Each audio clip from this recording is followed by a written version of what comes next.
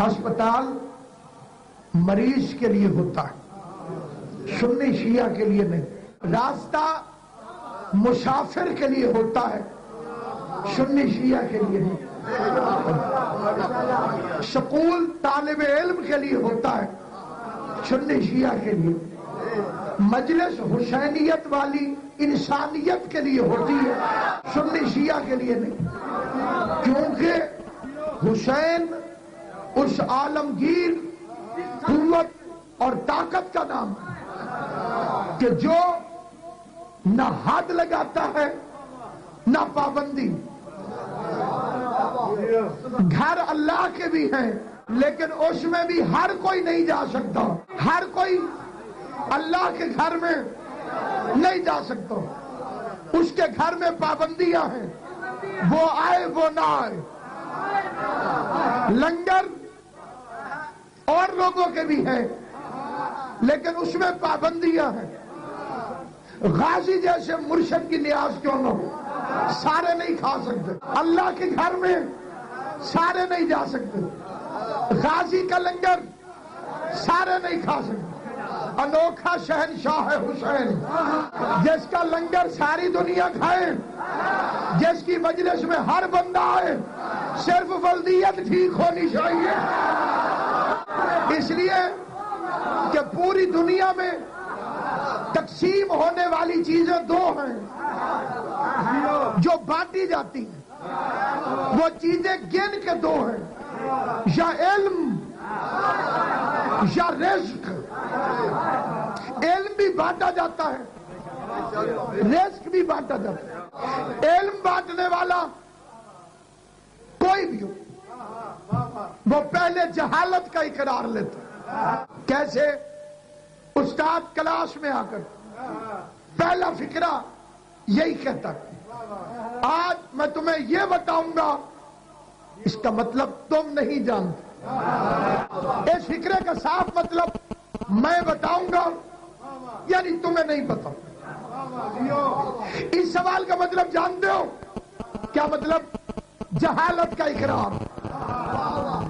اس شعر کا مطلب یہ ہے، جہالت کا اقرار۔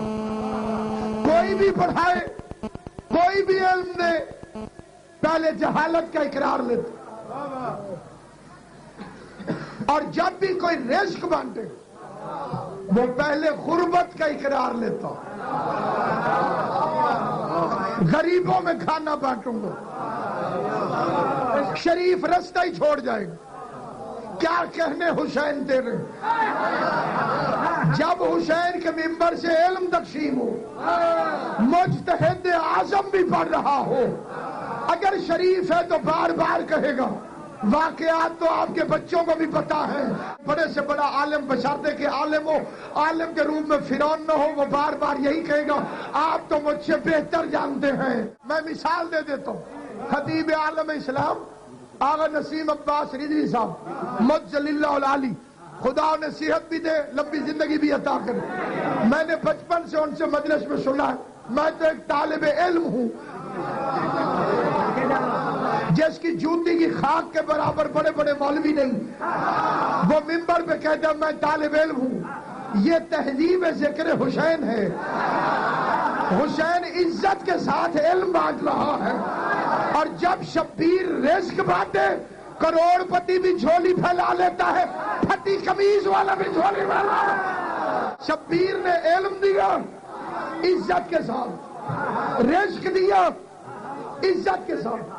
پوری کائنات میں اتنے گھر یا اللہ کے ہیں یا حسین کے، میں قرآن کی قسم اٹھا کے کہتا ہوں 1.25 لاکھ نبیوں میں سے کوئی بھی نبی حسین کے سارے مرید مہمان نہیں رکھ سکتا،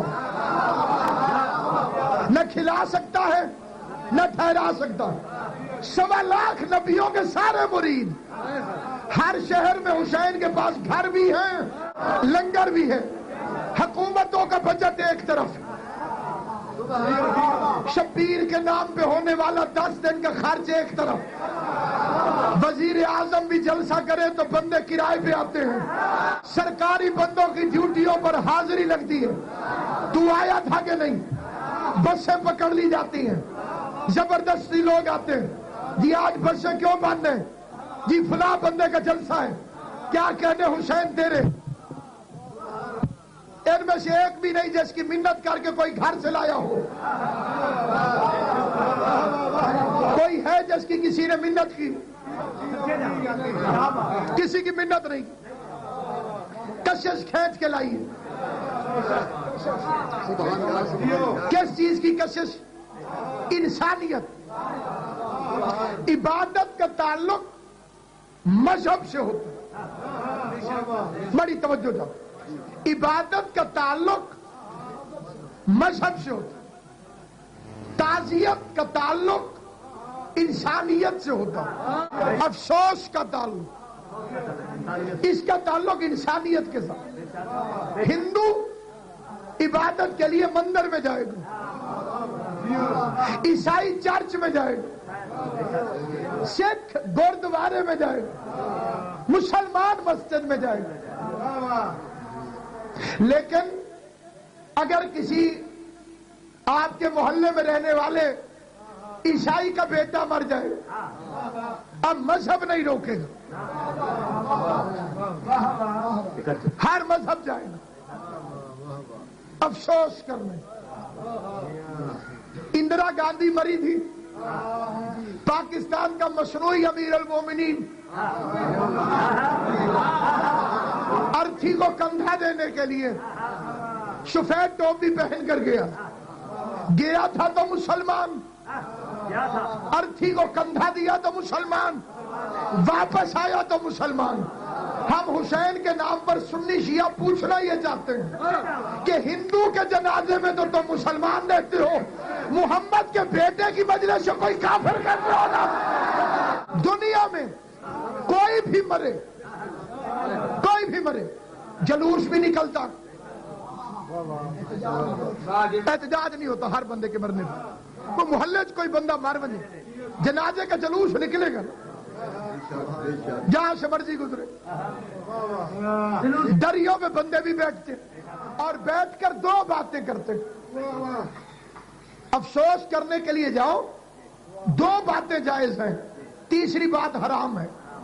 پہلی بات موضوع یہ ہونا چاہیے کہ مرنے والے بہت اچھے تھے، مرحوم بڑا چنگا ہے، اسے عربی میں کہتے ہیں فضائل، مرنے والا بہت اچھا تھا، اسے عربی میں کہتے ہیں فضائل، بڑا ارمان ہے، ان کے مرنے کا بڑا افسوس ہے، اسے عربی میں کہتے ہیں مصائب۔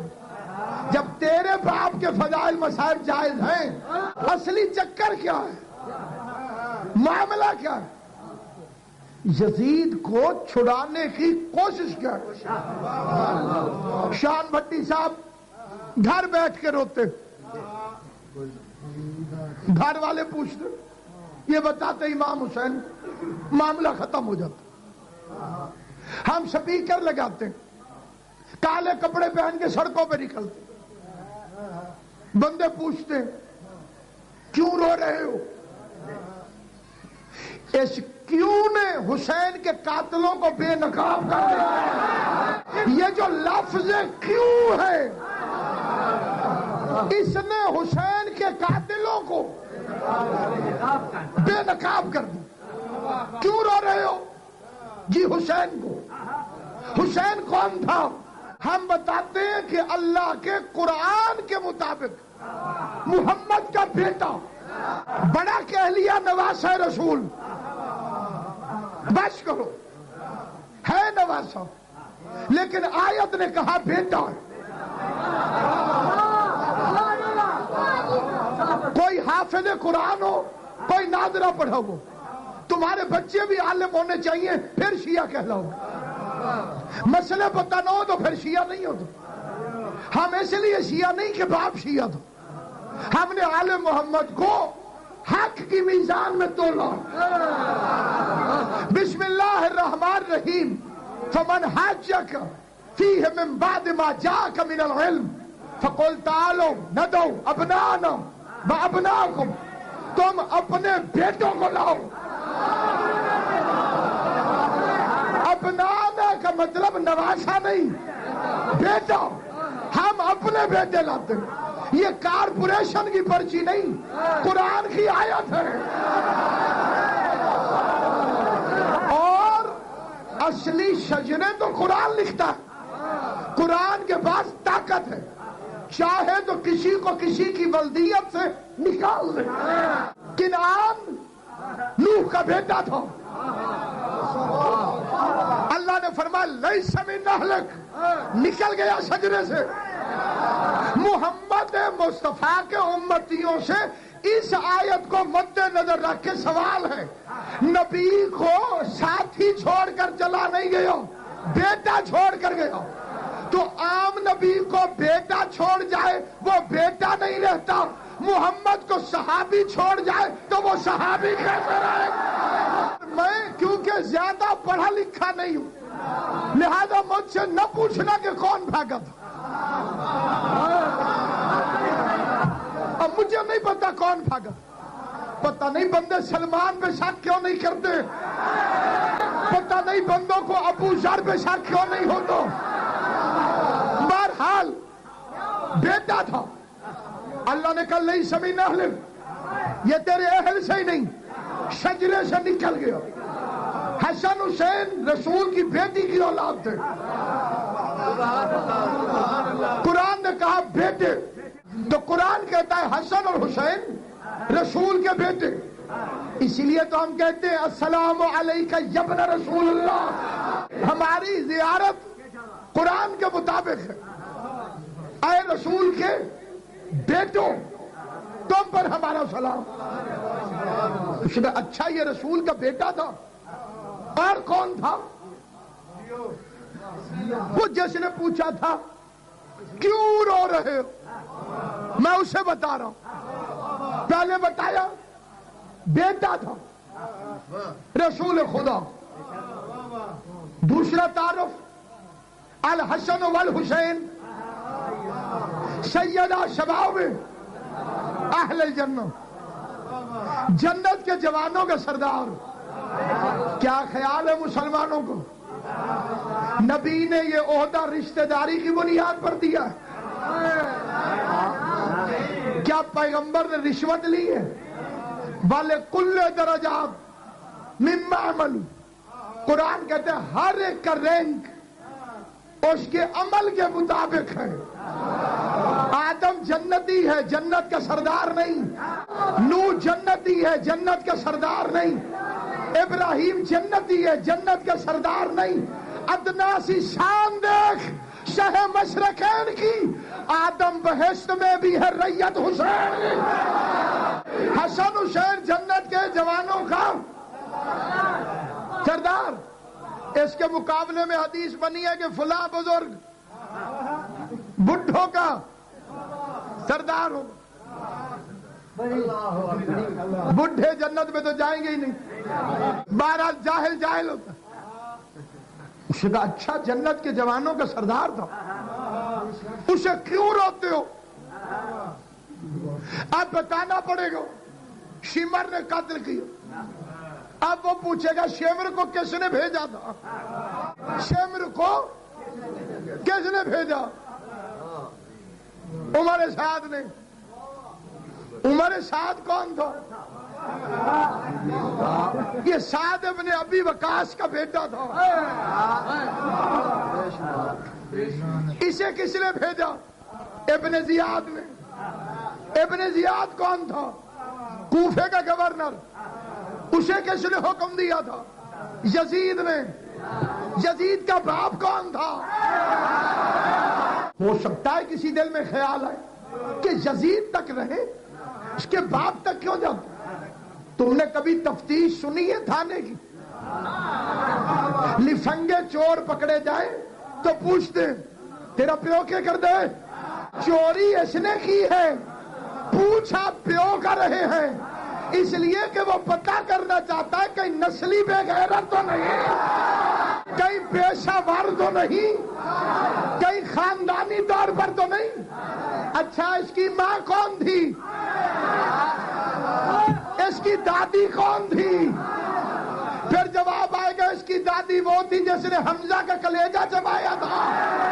اسی لیے تو مجلس کو بدعت کہتے ہیں کہ پورا بے غیرت خاندان بے نقاب ہو جاتا ہے، سارے پکڑے جاتے.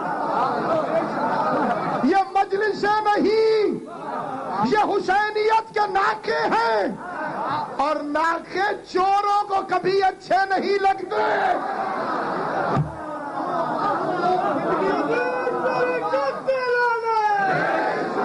یہ کوشش کیوں کہ یزید کو کچھ نہ کہو،